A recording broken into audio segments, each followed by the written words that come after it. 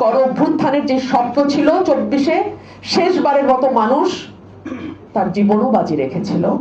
তারপরে যখন দেখলো এটা গুটি কয়েক মানুষের নিজস্ব সম্পত্তি, এটা বাংলাদেশে উগ্রবাদের নতুন উত্থান এবং অদ্ভুতভাবে কিছু নাই থেকে শত কোটি টাকার মালিক হয়ে যাওয়ার একটা প্রকল্প, তখন স্বাভাবিকভাবেই গণমানুষ হাজারবার, লক্ষবার, কোটিবার আবার চিন্তা করবে এরকম গণ অভ্যুত্থানে যাওয়ার জন্য।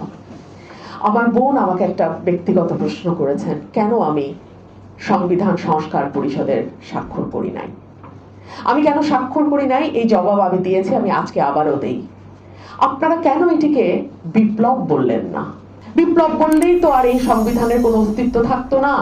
আমি একজন আইনজীবী হিসেবে আপনাদের আজকে সতর্ক করি, কোনো না কোনো সময়, কোনো না কোনো দিন, কোনো না কোনো পরিবর্তিত পরিস্থিতিতে আজকের এই সময়গুলো 24-এর পরবর্তী সময় যদি হাইকোর্টে চ্যালেঞ্জ হয়, আমি জানি না আর্টিকেল 107 আপনাদের আসলে কতটুকু সুরক্ষা দিতে পারবে। আমি যখন এই সংবিধানের অধীনে শপথ প্রথমবার নিয়েছি, অর্থাৎ 300 জনের কথাই আমি বলছি, তারা যখন প্রথমবার এই সংবিধানের অধীনে এই সংবিধানকে সমুন্নত রাখার জন্য শপথ নেয়, তখন আবার এই সংবিধানকে ফেলবার জন্য দ্বিতীয় শপথটা নেওয়া যায় না। অন্তত আমার সীমিত আইনগত ধারণা তাই বলে।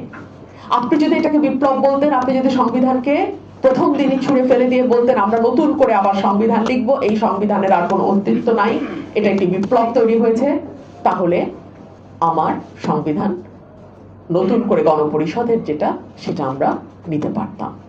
আমি আপনাদেরকে আরেকটা কথা বলি, ধরুন এই কোটা আন্দোলনে যারা যুক্ত হয়েছিলেন তাদের প্রাথমিক চাওয়াটা কি ছিল? তাদের প্রাথমিক চাওয়াটা ছিল হাসিনা সরকারের অধীনেই, হাসিনার প্রশাসনের অধীনেই তারা যাতে প্রশাসনে জায়গা করে নিতে পারে, তারা যাতে বিসিএস পরীক্ষায় জায়গা করে এই প্রশাসনেই তাদের সার্ভিস কন্টিনিউ করতে পারে। অর্থাৎ রাষ্ট্র পরিবর্তন, খোল নলচে বদলে নতুন রাষ্ট্র তৈরি করা কিংবা নতুন একটি সংবিধান, এগুলো কিন্তু তাদের লক্ষ্য ছিল না।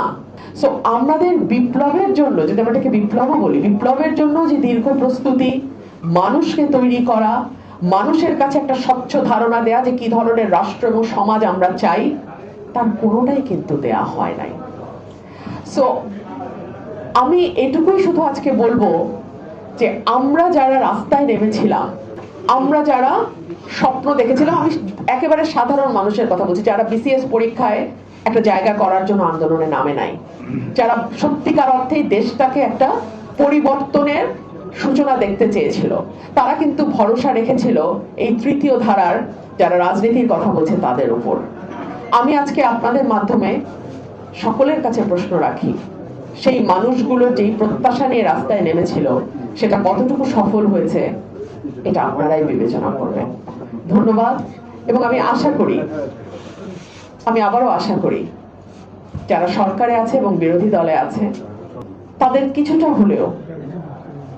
হলেও বিবেক জাগ্রত হবে এবং অন্তত যে প্রতিশ্রুতিগুলো তারা তাদের রাজনৈতিক ইশতেহারে দিয়েছিল, একটা দ্বিকক্ষ বিশিষ্ট সংসদ, রাষ্ট্রপতির ক্ষমতার সঙ্গে প্রধানমন্ত্রীর ক্ষমতার ভারসাম্য, এককভাবে এক ব্যক্তির হাতে সকল ক্ষমতা কুক্ষিগত না হওয়া, সেই ইশতেহারে তারা যে প্রমিসগুলো করেছিল, সেই প্রমিসগুলো অ্যাটলিস্ট তারা বাস্তবায়ন করবে। যদি সেটুকুও করে, আমি বলবো সেটাও কিন্তু বড় একটা পরিবর্তনের সূচনা।